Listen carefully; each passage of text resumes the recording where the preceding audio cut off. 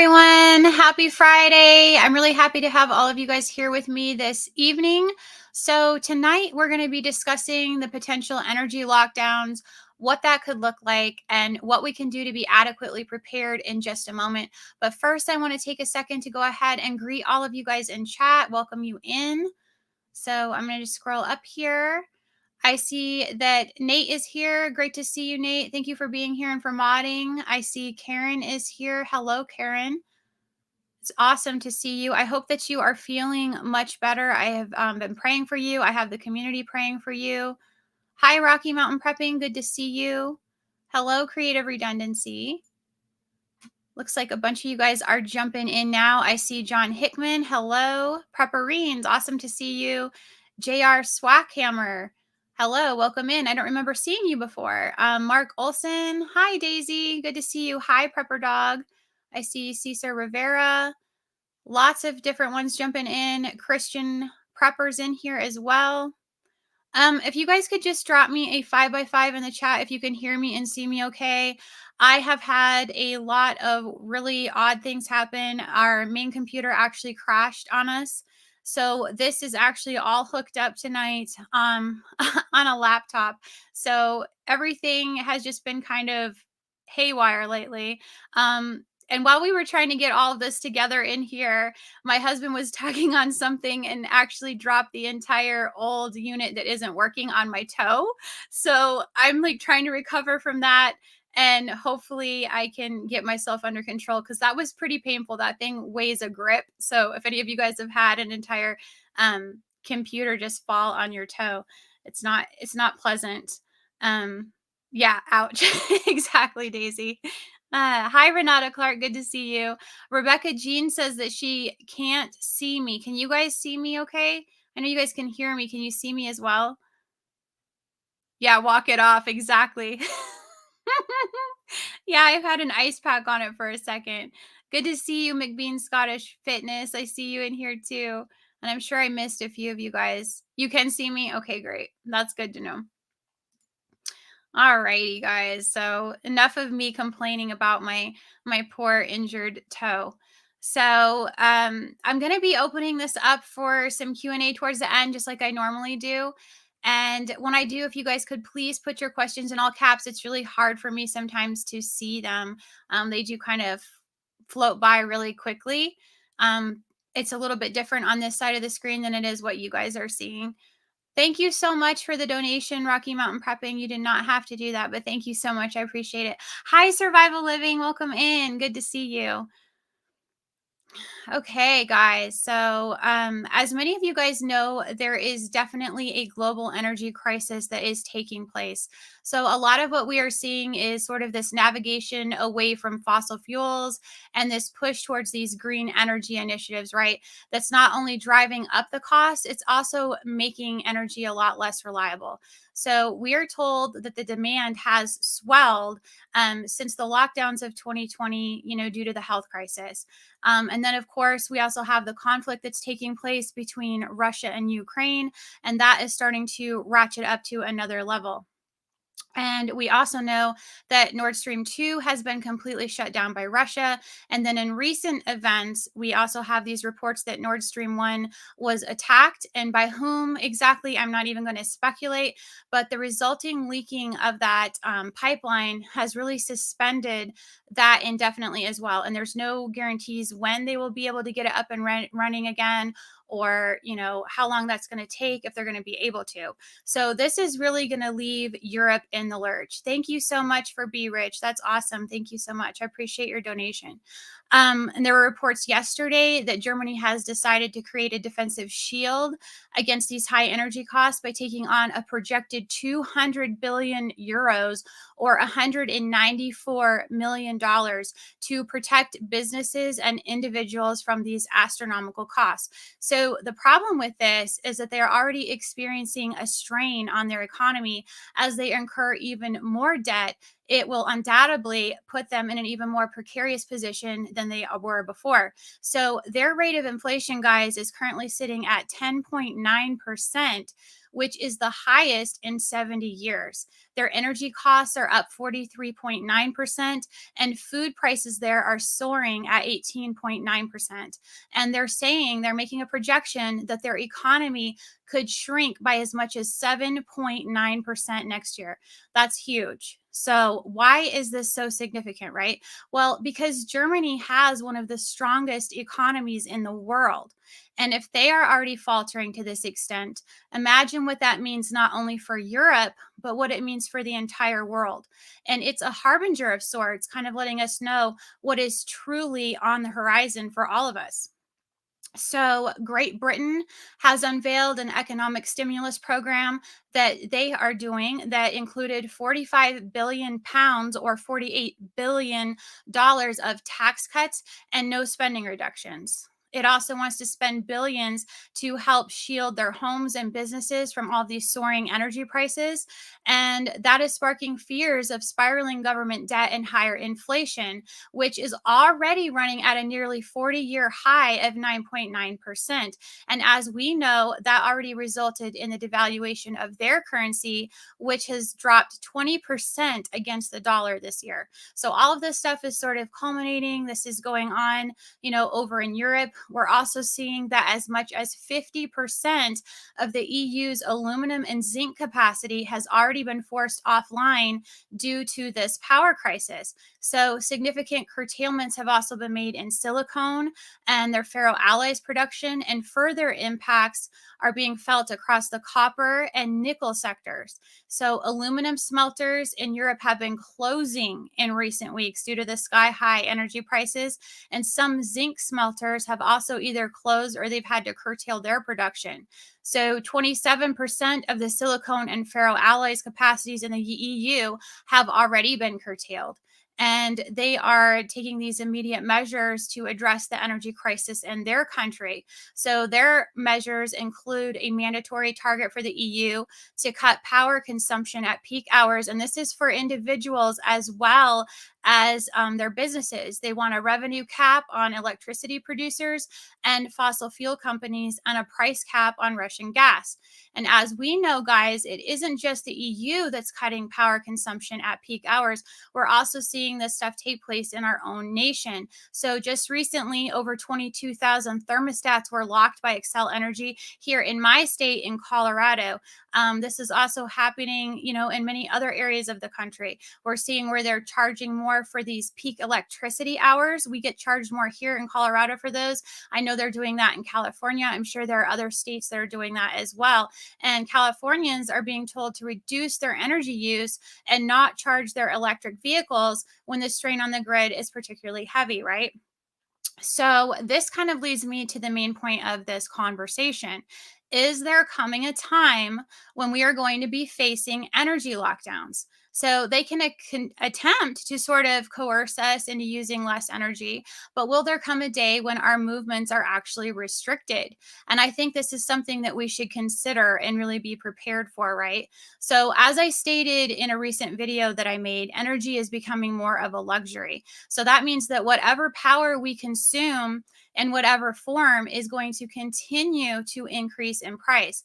I have heard that our rates here in Colorado through Excel Energy, which is our natural gas, are due to increase by as much as 54% this winter, guys, which is just astronomical. So, Missouri and Wisconsin are projecting at least a 34% increase in their natural gas, and electricity costs are up about 112% in some parts of the country. And then these natural gas prices are projected to increase by either 50% or as much as 100% in some areas. So heating oil is another one that's projected to increase by about 50% since last year. So thankfully, there are protections in place in many states where the heat cannot be turned off due to the customer's inability to pay during the winter months. But if these companies have to absorb those costs, then they're going to have to be passed on to someone, right? And that is probably going to just result in even higher prices for the rest of us that are still paying. So, New York City is projected to have an increase of 22% in electricity and 32% in their natural gas costs. Thank you so much, Pepperines, for the donation. He says, Sister Faith is a rare breed of goodness. Do the things, you guys. Get out there and train. All things mind, body, soul. Love you guys. Operation Go Time. Awesome. Thank you so much. I really appreciate those kind words. And I agree. We do need to be preparing our minds, bodies, and souls for sure. So, honestly, I'm kind of wondering where this national average that they're saying, this increase of 17% is coming from based off of what I just shared with you guys, right? It sounds a lot like the inflation rate that we know is significantly higher than the 8.3% that we're being told. So, if we were to enter a global conflict, what would rationing look like this time? The majority of Americans were allotted 3 gallons of gasoline per week during World War II, or about 60 miles of driving. Now, I actually did the math on that. And so I find a little bit of a discrepancy there because most vehicles back then were only operating at about 15 miles per gallon. So it's actually closer to about 45 miles of driving. Can you guys even imagine that? 45 miles of driving for the entire week. A lot of us can't even get to our jobs in one day with only 45 miles of driving time. So that's something that we need to put and weigh in the back of our minds. Thank you so much for the donation, Vancity.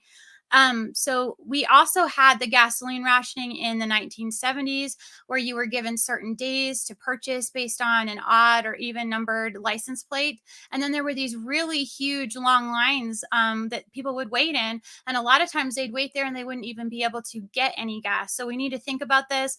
This is why I think it's really important that we're keeping our tanks topped off, that we do have some extra gas cans filled just in case. It's always a good idea to have that. Yes, LG, exactly. 3 gallons a week in today's vehicles, people would freak out. So, the other thing is American oil reserves at its highest point was 726.6 million barrels, and it is now setting at 450 million barrels, which is the lowest since December of 1984.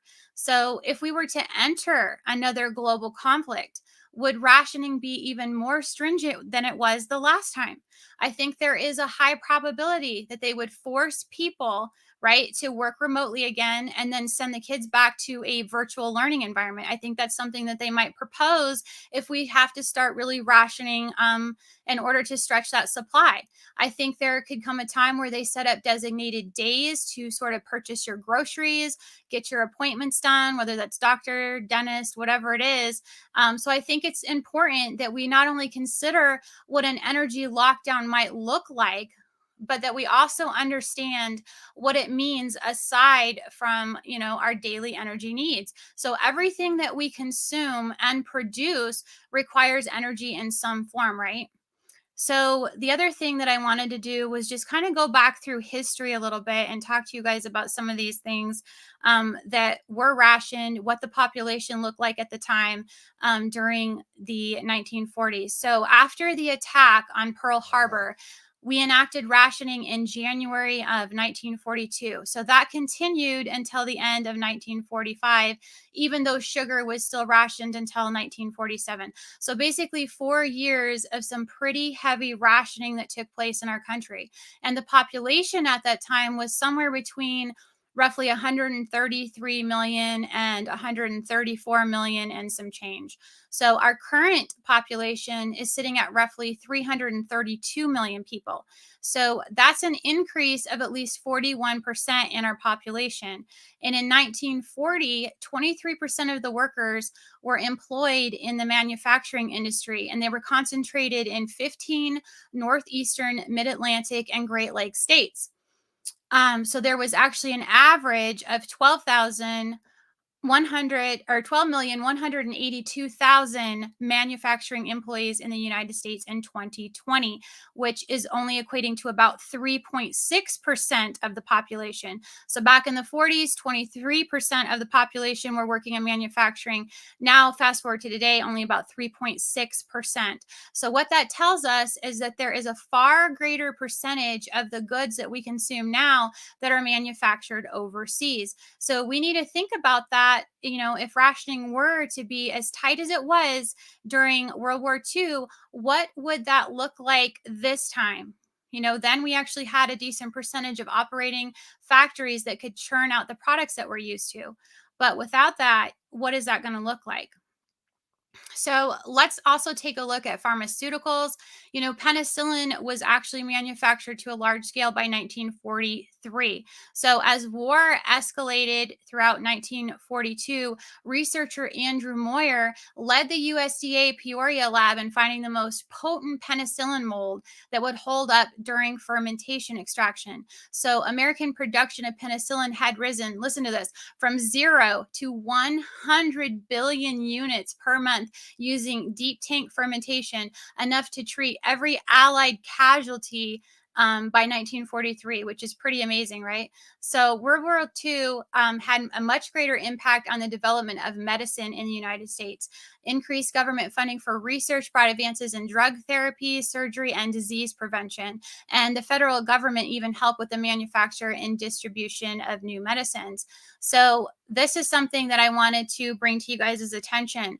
We know that as of 2020, the US imported 101,950,825 kilograms of pharmaceuticals from China. 97,847,782 kilos from India, and 85,409,777 kilograms from Mexico. So the majority of our pharmaceuticals and PPE are imported, which means that rationing would be extremely stringent. More than 131 million people, or 66%, of Americans are taking pharmaceutical drugs, guys. That is huge. So, well over half, right? Yes, we are considered also the breadbasket of the world, and that we grow over a third of the world's corn. We're the fourth largest producer of wheat, and we're number two for soybean production. And California's 77,500 farms produce more than 400 commodities and two-thirds of our nation's fruits and vegetables. And about one quarter of what California produces is exported around the world. And while we can grow enough food to take care of our country, even with all of these droughts that have taken place, could we actually provide the packaging that's needed to get the food to the people? Canned goods need aluminum, and other goods need plastics, glass, and paper. And there was actually some information that came out the end of 2021, and it didn't really go into exactly how much we import in the way of packaging, but we know that that has been a continued problem because they keep talking about these aluminum shortages and plastic shortages and glass shortages, right? And it doesn't seem to be any end in sight. So another item that's worth mentioning is the fact that in 1942, we weren't as technologically advanced as we are today. So we didn't have to worry about computer parts or chips to run the vast majority of our machines or our vehicles. About 12% of all of our computer chips are made in the US, while Taiwan provides the largest supply in the world, as we know. They are the smallest and the fastest, and its foundries account for 92% of the most advanced designs. And they say it's impossible, or almost impossible, to duplicate Taiwan's manufacturing capabilities of these high end chips, right? So, although the US and Europe are trying to boost their own domestic design and production of semiconductors, we just don't have the abilities to mass produce or have the most advanced designs that the Taiwan Semiconductor Manufacturing Company has. So that is something that we really need to be thinking about, especially with this move in this talk of war, these escalations that are taking place. And if Russia continues doing what Russia's doing, and then China starts feeling emboldened to go ahead and take Taiwan, what are we facing there? So even if we had any working factories and war were to break out, would we be able to maintain them without the computer chips needed once the machinery broke down? Would we even be able to generate the packaging for our food? Would we be able to move our food from point A to point B if the vehicles broke down over time? These are things that we really need to seriously be thinking about and pondering. So when we're considering what we need to prep to get in, ready for something like that, and we take into consideration what was actually rationed during World War II, we need to consider stocking things to a different level. The population, like I said, was 41% less than it is now. Manufacturing has shrunk by at least 19.4%, and nearly 66% of Americans are taking some form of pharmaceutical drugs that are vastly not available because we don't make them here. So the question then comes to, how do we get better prepared for what's coming? So we talk a lot about having our bases covered, right? For food, water, shelter. Those things are really important. But I also think that we need to take some time to really determine what we use on a daily basis and then what's important to us in order to keep our lives running. So core necessities are important, but things that we've taken for granted, like running water, heat, light, refrigeration, communication, civility, all of it could crumble overnight. And I'm not sharing this with all of you guys to sort of overwhelm you. I'm sharing it with you to get you thinking about how truly precarious our quality of life is, and how everything that we've grown accustomed to for our entire lives is essentially balancing on the head of a pin. And I think it's only going to take one of those dominoes falling, and then the rest will follow pretty quickly behind them. So, what we've done in my household recently is making sure that we've really placed an emphasis on winter items. So that is the next season that is quickly approaching. Staying warm is going to be crucial to survival. So once you feel you have your food and your water squared away, start taking the steps to ensure that you can stay warm this winter. And as I stated, heating could essentially become a luxury. So, learning to live with that lowered temperature and sort of dialing that thermostat down to 65 and then bundling in layers, I think is going to be a smart thing to do. And if you were to lose power, and with that heating, having backup. So, having things like your wool socks, your long underwear with wicking capabilities, guys, not just the cotton stuff, because if you start sweating under there and then you're trapping all that moisture in and it's really really cold, you could essentially put yourself into hypothermia. So be thinking about long underwear with wicking capabilities, gloves, hats, heavy coats. These are all going to be really important preps. And don't forget, if you guys have children, to be checking on their sizes, because they do grow quickly. So something I've always done is purchase winter coats for them on clearance and put them up in the next sizes. Extra underwear, I think, is also going to be really important, with larger sizes for your growing kids and smaller sizes than what you are wearing right now. Because in an SHTF situation, if you were to drop weight, you would need a smaller size. And I think that's kind of one of those things that we don't really think about. And I think underwear is going to be one of those things that would be really hard to make if you didn't already have that put up. So hot hands are a great thing to be stocking up on as well. I know a lot of the big box stores like Sam's Club sells them in large packages. That's where we got a lot of ours last winter. So Apartment Prepper actually has a great story up on her channel about how effective these really are. I think hygiene is going to be critical as well. So having things like your baby wipes, scrubs, which is a product that you guys can purchase to give yourself more of a bath, and than just using the wet wipes, is going to be something that you can do. You just need a little bit of water to activate that, and you don't have to rinse it off. You can just towel dry. So I think that's great. You can also even use it in your hair if it didn't get too cold inside. But if it is freezing temperatures inside, guys, you need to bath quickly. So you want to do it in stages, because if you drop your core temperature down too quickly, it's going to be difficult to warm back up, and it can cause hypothermia, especially with babies and children that, they just don't have that weight behind them. So really making sure you do that quickly and in stages. The other thing is cornstarch, baby powder, and dry shampoo are all great to kind of keep your hair from not getting as oily when you can't wash it, either because the temperatures are too cold or because you just don't have the water available to waste. I know one of the other things is that I have a natural gas fireplace and it has a battery pack inside of it. And a lot of these do. So taking the time to kind of familiarize yourself with that, take the grate off and really get to know what's in there, what batteries it takes. That's going to be something that you can do because they're not all the same. Some of them have different battery requirements. I know my brother only lives about 5 miles from us and his takes totally different type of batteries than mine does. So making sure you have plenty of batteries not only put up for that, but also to power other critical items like your flashlights and your, radios, all those sorts of things. And there are rechargeable batteries that you can purchase as well. And then they have the little units to charge them up. They don't require a lot of watts. So as long as you have a generator, you can get those recharged. Having, solar flashlights as well and lanterns. And of course, candles are all good options.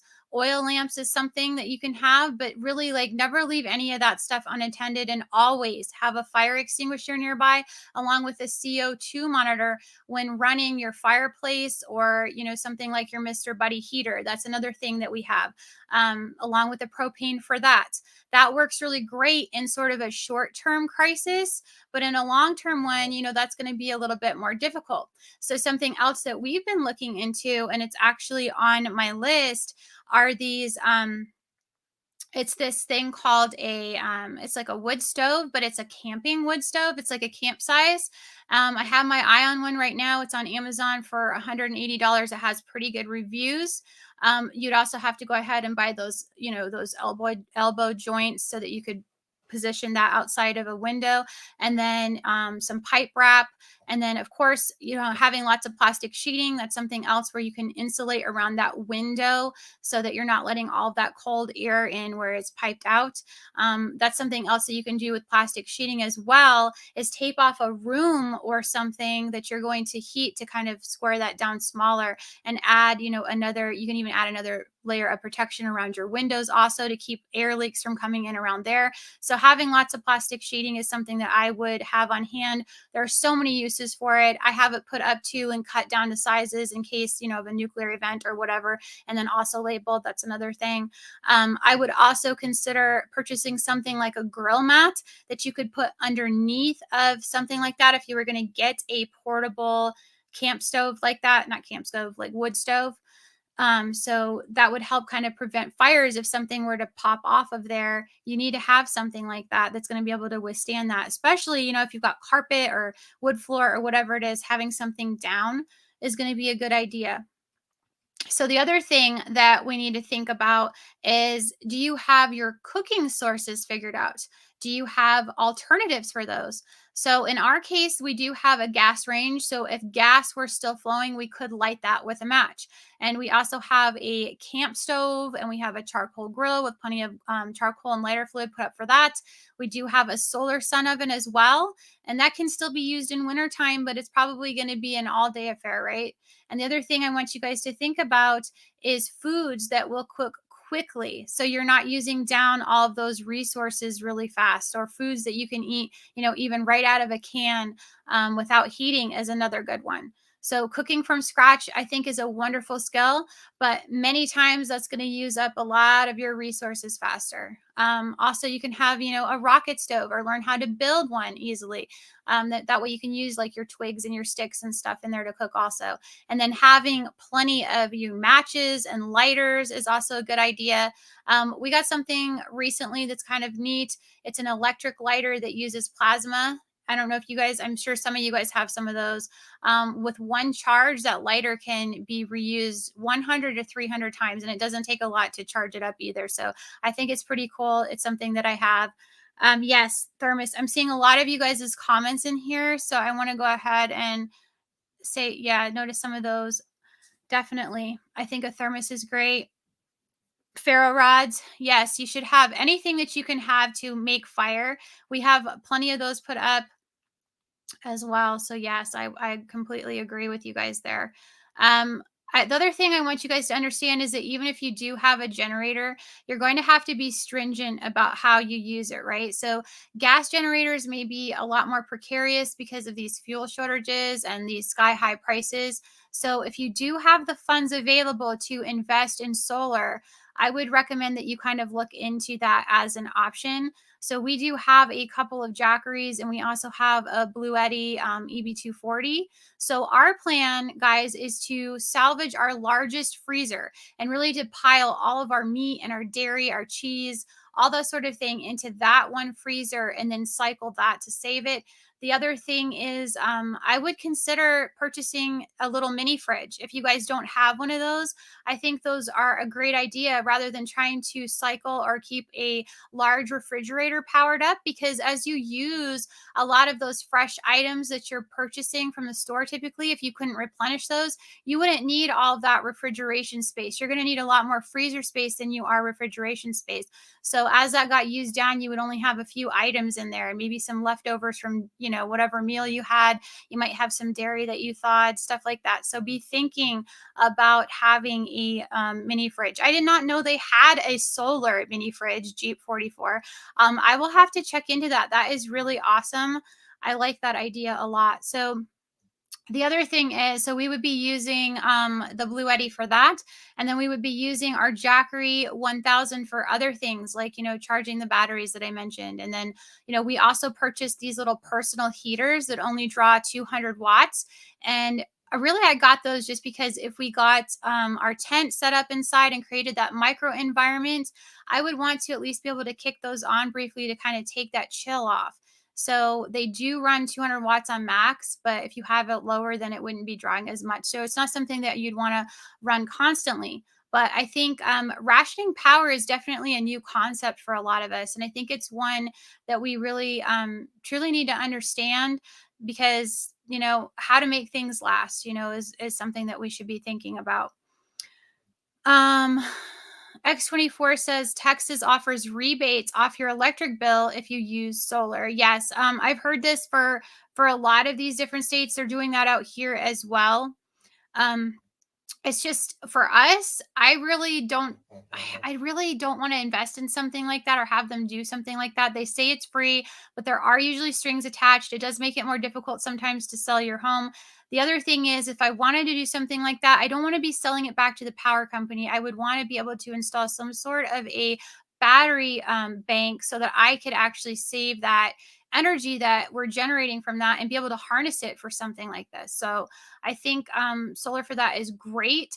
But if you could get a setup where you could actually be able to harness that, something like what Prepper Nurse One has, I think is great. So the other thing I wanted to bring up, guys, is just having some sort of an indoor thermometer purchase. I think that's important because if you lose power, your thermostat won't be working and you won't necessarily know what that temperature is in your home. And I think it's really going to be important to track that because if it drops too low, then you need to know that it's time to turn that water off and drain your pipes to keep them from bursting. So with no running water, there becomes, other issues that arise. And we're going to talk about some of those in a minute. But the other thing I wanted to bring up, and this is something that I did bring up, yes, buy a good sleeping bag that goes to minus 20 below at least. Yes, we have lots of those as well. The other thing you can do is have wool blankets. That is a great point. Awesome to bring up. Thank you so much for that, Chad. So the other thing is making sure that you have something to insulate your canned goods and your glass jars of food that you've preserved. So that's actually something I brought up on Vancity's Live, but it's important because you don't want those jars freezing and then when they thaw out, breaking that seal or essentially having the ability to shatter also. So having things like your old blankets, towels, newspapers, old socks, all of the above, I think is going to be important. You need to have those available to insulate those. So with water, if you did have to turn that off, you would need to be thinking about alternatives, to flushing your toilets. So filling your tubs, your deep sinks, and any empty containers before you turn off that water is a good idea. Water bobs are also great because you can fill those tubs up to max capacity, and then the water is sort of encapsulated in those and more protected also. So if you were to not want to use that water for that because you needed it for cooking or you needed it for drinking and you needed to sort of filter that out and go through all those stages and steps and you didn't have enough to flush toilets, I also think it's important that you guys have an emergency toilet bucket on hand. And you need to think about how you are going to deal with that ahead of time. Where are you going to bury it? You don't want it up near your home. You need it several, probably about 100 yards away. You do need to have something else on hand also, like cat litter, to sort of, absorb those liquids and also to, sort of deodorize that a little bit, neutralize those smells. I think that's something that you should have. It's important. The other thing is heavy duty contractor bags to line those with, because that stuff is going to be have some weight to it. Your waste is not light, and by the time you add the urine and everything else, you don't want to put in a cheap bag and have that tear on you, because that would be a really nasty situation and it would definitely be an unsanitary situation. So the other thing to take into consideration is, do you have cleaners on hand and plenty of rubber gloves to deal with those big messes? So, no running water makes it really difficult to clean up things like vomit or dog accidents or blood or anything like that. So, really having some cleaners on hand to help with that and those rubber gloves is going to make it easier to dispose of that, especially if you don't have running water to wash your hands. So, having large bottles of hand sanitizer is also another thing that you should have. Yes, get water purification tablets to sterilize water and a life straw. Yep, exactly. Yeah, Jeep. You know what? I did think about that, about the water bob essentially turning into a big ice cube. That might be interesting, but I think it would have to get pretty darn cold for that to happen. And I think if the water is sort of more dispersed and spread out in there, it's going to be a little bit more difficult for that to happen. Hi, Sassy Gal. Good to see you. Yes, big wet wipes to wash your body. Yeah, we were talking about baby wipes and also these things called scrubs, Chad. If you haven't heard of those, you should check those out. They're pretty cool. I have a lot of those in my preps because of that. The other thing is meds and your over the counter medicines are going to be really important. Your prescriptions. I know a lot of people can't necessarily get more than a few months of those filled at a time. So I think also researching your natural herbs and those sort of supplements that you can stock up on to help with those problems.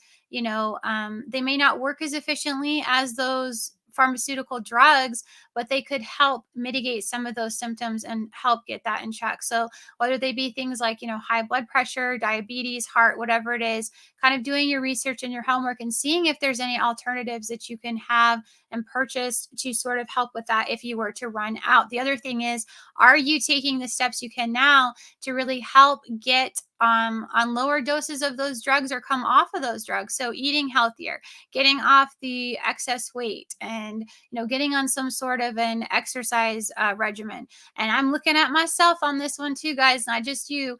I know I need to do better with that. That's something that I really need to work on. So, Jace Medical is also another great resource for getting some of those critical antibiotics stocked up. And I know a lot of us have the fish stuff put up as well. And I'm actually going to be having a video coming up on this pretty soon, guys. So, the last thing that I wanted to bring up, as far as what we have been focused on also, is self defense. So, do you have something to defend your home, your family with?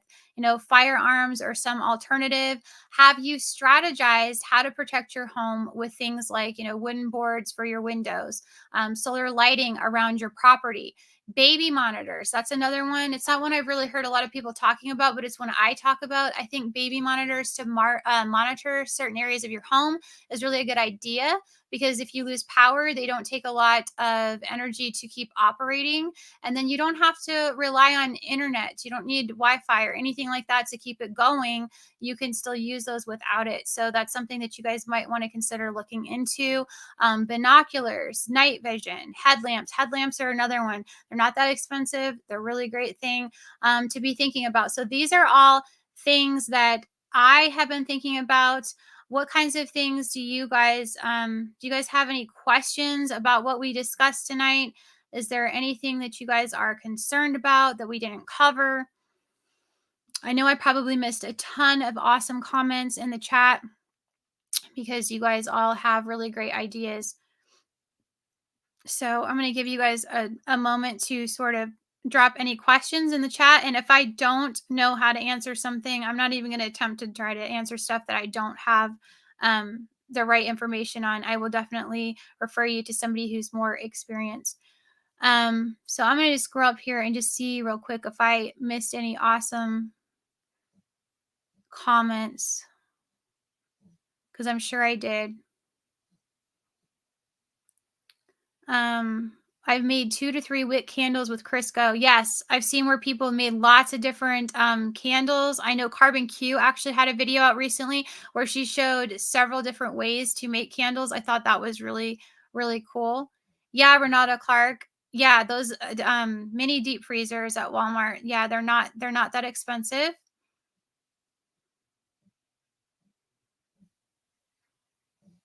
Yeah, we have to vent everything properly. That's right, Caesar, because you can die from carbon monoxide, which is why I also mentioned having those carbon monoxide monitors on hand. I think that's important that we do that. You had a question for me, Prepperines? Do you want to type it again because I missed it? What were you saying? Oh, Angry Homesteader. I was saying something called scrubs. I know you can get them on Amazon. That's where I got mine. And if I had them laying around here in this, I do. You know what? Hold on.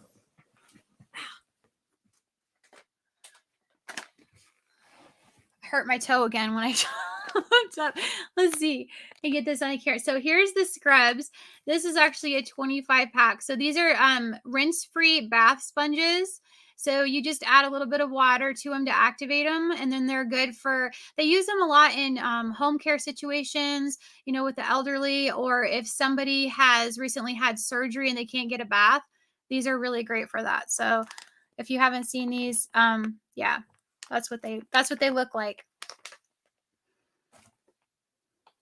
So, I'm sorry, Prepperines, making you type that up again. I tried to find it. I didn't see it.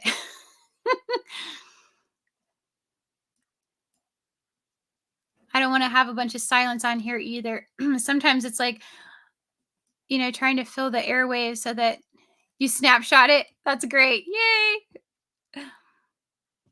Yeah. I think they're pretty cool. And like I said, I like that you can even use them on your hair, which is definitely interesting. Thanks, Uncle Al. Lion solar fridge freezer. I love mine. That is interesting. So, yeah, I'm going to definitely look that up because I didn't even know they had anything like that. And that is such a cool concept. So, I will be checking into that. Thank you so much for bringing that up. I just have the little a regular little mini fridge that I was planning on, cycling. So, Pepperines, where are you? I know you said you had a question.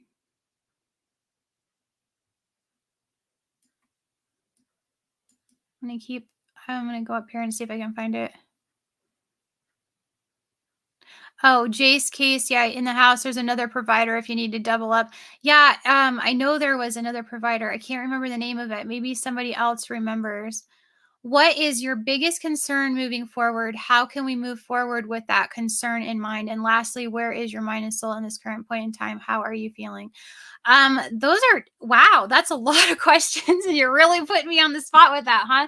So, my biggest concern right now, I feel like, is really this economic collapse situation that we're seeing unfold. I think the sky high inflation that we're experiencing in our food and our energy costs and everything, I don't see that slowing down anytime soon. So, really, that is what is at the forefront of my mind and what I'm really focused on and preparing for right now is just kind of trying to mitigate those costs, knowing that they're probably not going to get any easier this next year. In fact, they could get worse. So, one of the things I've mentioned to people before too is if you can pool your resources, I think that is really critical. One of the things that's helped us out immensely is the fact that we do share a home with my parents. So, we split those utilities, we split those costs, we split those mortgage payments because, like I said, utilities are going to just keep going up. So, if you could ever get yourself in sort of a shared environment like that, where you can pull resources, I think think that's a great way to sort of strategize this. I know it's not something that's as conventional, it's not something that we talk about anymore, but I think it's something that families need to start considering with the way everything is going. So that is so moving forward with that is just, freeing up debt, making sure you can get as much debt paid off as you can. I know that's not an easy thing to do. It's like, I've mentioned it, I know that Prepper Dog has mentioned it. You can't just wave a magic wand and make that debt disappear. It's going to take baby steps, it's going to take time. So just slowly start chipping away at that if you can, to start getting things paid off. Focus on the things that have those higher interest rates first. I would do that. And then, just picking up things as you can afford it. Anything that you use on a regular basis, especially when it comes to food and clothing items and, stuff that you're going to need. Yes, Jeep, silver and gold is something that you can do. Start, adding to acquiring some of those precious metals. But I don't advocate that anybody do that until they make sure that they have plenty of food, water, all the other things that we covered as well, all of those other areas of preparedness sort of ready to go before you start investing in something like that. It is a great sort of way of preserving your wealth, though. So I do think that you should do that if you have the funds, but don't ever go into debt for anything. I don't want anybody to ever go into debt for anything. I think that is a huge mistake. So those are things that we're doing to sort of move forward. I do buy a lot of things on clearance. I think that is especially for my kids, guys. So shopping clearance, you can still get some really good deals on different items, especially when it comes to like kids' clothes and things like that. Um, my mind and soul in this current point in time, I am just trying to, draw closer to the Lord, spend more time in the Word, try to spend some time in prayer, because I think, preparing our spiritual side is going to be just as important. And for me, really doing that also helps keep me more mentally grounded as well. I feel like they go hand in hand. So I think that is really going to be important. Yeah, I think I just answered it, Prepperines, hopefully. Um, how am I feeling? I have been, to be completely honest with you, I'm not going to lie to anybody. I've been feeling a little bit overwhelmed with everything that's going on. I think that a lot of us can easily get, the stuff can be overwhelming. It can be stressful. And so, really, the only way that I know to handle that is just to unburden myself and go to God with it. There was actually something when I was praying the other day, and it kind of just, I felt like God was telling me the reason that you're struggling is because you're trying to take it all on yourself, right? And so that's where I think a lot of us are right now, is that we're trying to take on the whole world on our own. And we're not meant to do that. We can't do that. And we need to learn to unburden that on Him and to really rely on Him to help carry us through. And I'm actually going to put a video together on that, because when I was praying, I just like, that's what hit me, more than anything, is that I want to help everybody in the community. I want to pour into everyone else, but I also have to realize that I can't save everybody. I can't save, everything that's going on. You can't stop it and you can't slow it down. All we can do is pray, and we can reach out and help the ones that we can, but we can't take on the whole world. So we have to be able to unburden that on at the Lord's feet and just leave it there, I think, and really rely on Him. So yes, that's my answer. Thanks, Prepperines. I appreciate that. Yes, we are carrying a very, very heavy load these days, I think. Yep, exactly. Did anyone else have any other questions? Exactly, Prepper Dog. We do need to step back and take a break from all this too. And that's another really great point.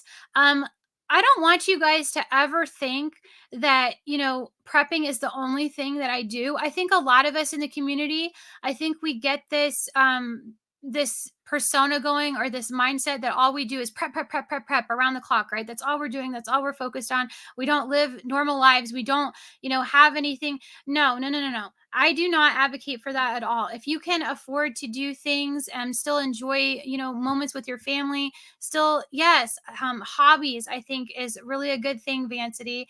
That's exactly right. One of the things that we did is we went ahead and we took our kids to the pumpkin patch, because that's something that we enjoy doing every year. Now, I really did go ahead and research the heck out of it to get the best deal that I could, because they're not cheap out here in our area. And Prepperines probably knows this. They're pretty expensive. So I find deals. I have a company. It's the same place that we go to every year. And so they email me ahead of time, and I'm able to go ahead and get that booked out. And there's only a certain week that they do a really deep discount. And we had to actually, take the kids out of school on Monday to go do this. And my husband had to take a day off from work. But I thought it was an important thing to do for our family. And I was able to get that for so much cheaper, probably about 75% cheaper than what most people are doing. So still budgeting things like that in, spending time with your family, especially if you have kids, you need to be able to still make those memories and spend time and do something fun every now and then. You know, it is okay to budget some things like that in, especially if you get a really good deal. So I don't want anybody to think that all we do is prep around the clock and that we're not, taking a step back at all, because I think we do need to take breathers now and then. And then when you come back, just, keep going at it. Yes, some preppers fly in helicopters. They do. They do. That's cute. Yes, we are real people. Yeah, we have emotions and sometimes we are weak, but most important, we are real. Yes, that's it. That's it, prepperines. We are real. At least we try to be. I know that there are some out there that, think that some of us are fake. I hear this all the time. I don't know if you guys are constantly hearing this.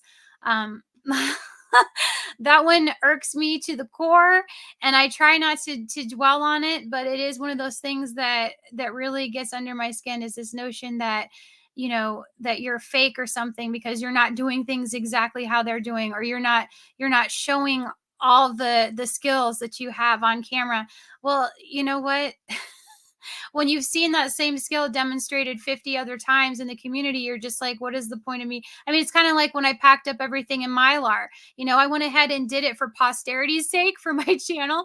But honestly, most of you guys already know all that stuff. You know how to do that. So why am I going to show you how to do something that you've seen 1,000 times, or, more than that, for all I know? So, yes. Yes. And you know what, X24? That's something that I really I'm going to talk to my husband and see if we can't go again tomorrow, because I that really actually does help a lot if people haven't done it. It helped me so much the last time, and I was so much more comfortable, and I do need to get more practice in, so I would love to go again. I'm going to see what my husband says, if we can go ahead and make that a thing tomorrow. Yes. And go play in the dirt some. She's right, prepper dog. You have a wonderful wife there, and I know you know it. All right, guys, did you have any other questions, or did you want me to go ahead? Do it. Yes, do it. He does have a great channel. You're right, Prepperines. He does.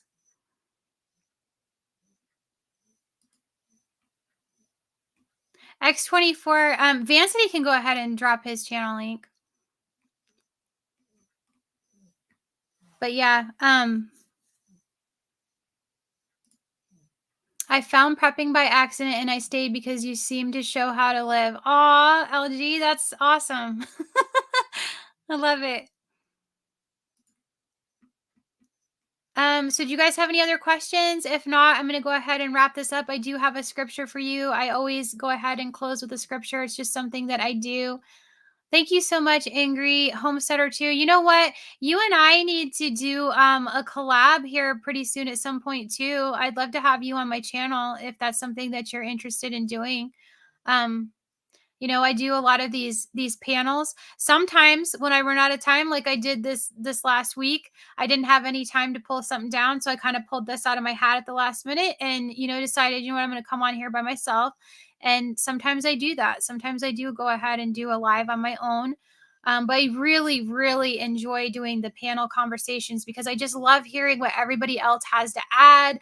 Everybody has so many wonderful ideas, and it's really awesome to hear all the different points of view and perspectives. And I think it comes just from all of us having a different experiences in life. We all come from different backgrounds, and there's so much, uniqueness, I think, in our community. So it's really cool to see those panel conversations and those interactions. So yeah, I'm going to go ahead and throw up this scripture really quick for you guys.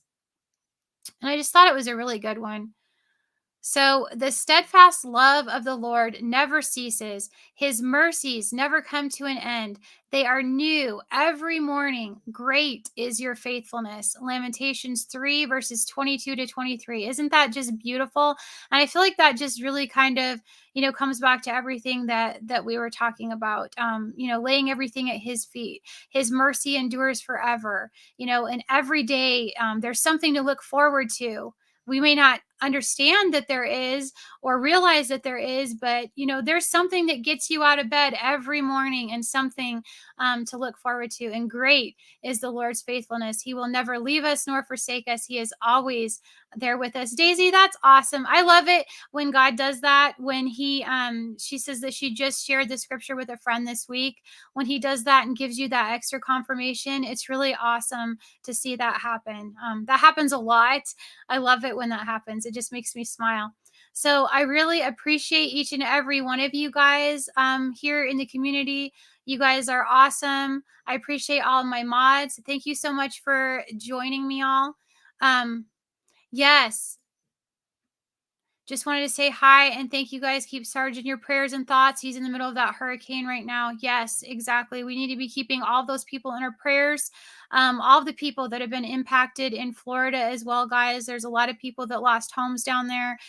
They've lost livelihoods. They've lost, some of these people have lost their lives. We really need to keep all those families in our prayers. Pray that they get the help that they need, that they're able to get the supplies that they need. I know Survival Living is actually trying to round up funds right now so that he can rent a truck. He's going to go down there and as soon as he can get through, and he's going to be donating a lot of his own supplies and his own time. So if you guys haven't seen that, check out his channel. I did go ahead and share that on my community page.